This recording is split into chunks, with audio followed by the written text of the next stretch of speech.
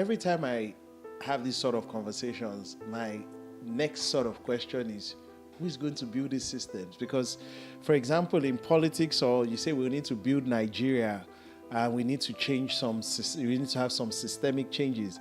Only that sometimes the people benefiting from the system as is are not likely going to want to change the system. Yeah. And so, the question usually asked is, so who is going to create this new system that will solve the problems that you have? I would like to know how you see that question. I have an answer anyway. Okay. I think you would have a better answer.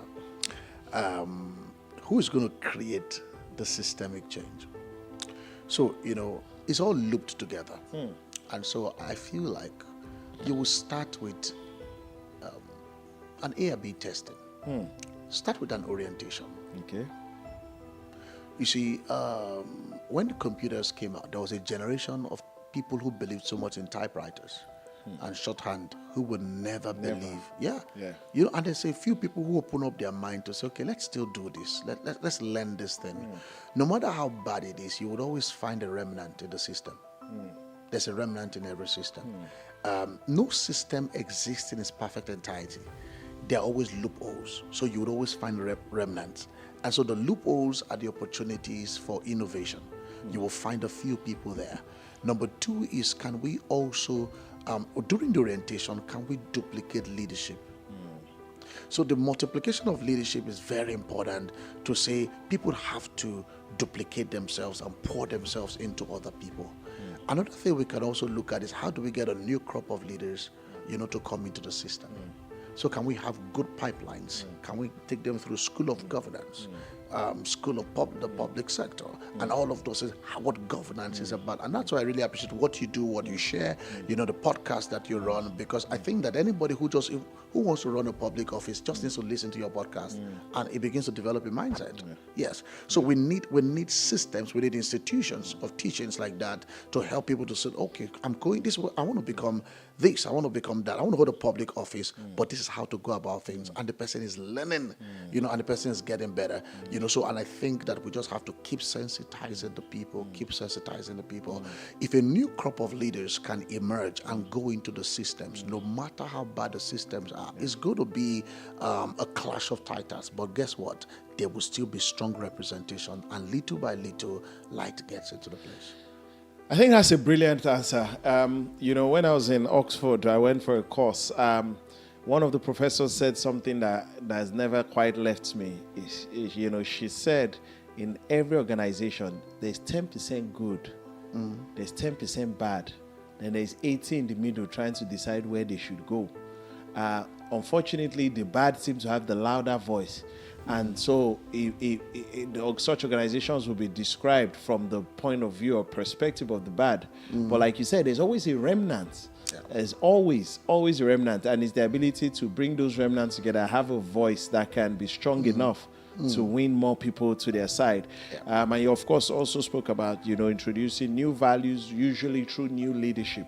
Yeah. Leaders that are coming with a new sets of values, and I think that's important. That's what we do at the African Governance Institute for Development. It's all about raising new leaders, creating a pool of young leaders that want to go into the public sector, but are well versed in the nuances and the skill sets, and they're equipped with the tools they need to be able to go there.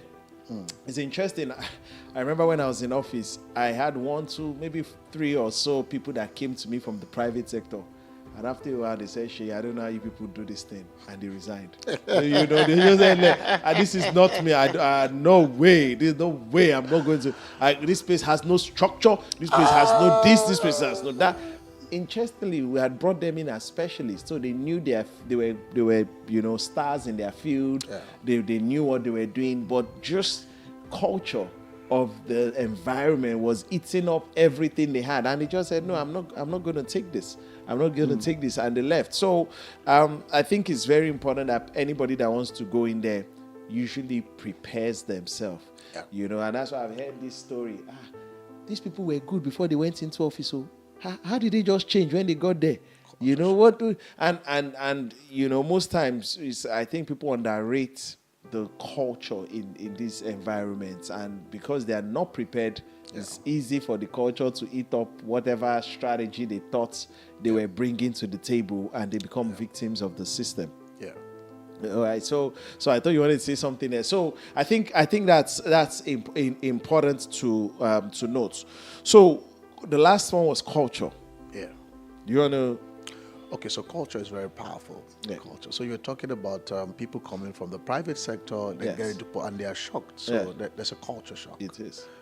And honestly, any right-thinking person who's from the private sector, who gets into public sector, he feels like his life is taken backward.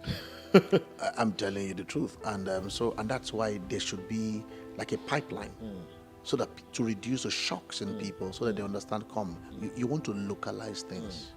This is, it's like, so in the private sector, there's something called business process re-engineering. Yeah. So when the business is dying, you know how to bring it back. Yeah. So if you come with that mindset to say, I want to bring it back, and these are the things you would find, this is how to go about it, I think it's going to be easy. Yeah, I've seen a lot of people who became commissioners. I have a lot of friends who became special advisors, and they probably had to remove them at the second tenure, because it was a lot of shock and they didn't know how to localize in the environment. I know, and culture is such a beautiful thing.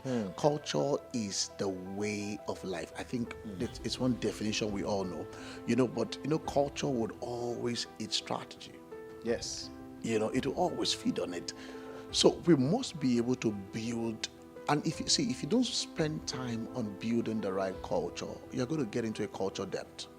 So in leadership, one of the legacies that you have to leave is the legacy of good culture. You know why? Because you are dealing with a people, you are dealing with a nation, you are dealing with a generation. Every form of unethical behavior that you contribute into the system will go back in a circle and still come back to your house, and the ripple is on the entire nation. So that's why you find out that we must be able to build the right culture. We need to be ethical as leaders. We need to be transparent as leaders. We need basic things that helps us to build a good life for people to come. Every time as you were speaking, I think it's we underrate how powerful culture is as a nation, and because of that, people don't pay enough attention to it. But you just said something powerful, a legacy, of building the right culture, because it takes a period to form culture. So it has to be something intentionally done and something strategically done. There's a story I love to tell, a real life story of, I think his name is Alfred Nobel, the man that formed the Nobel Peace Prize.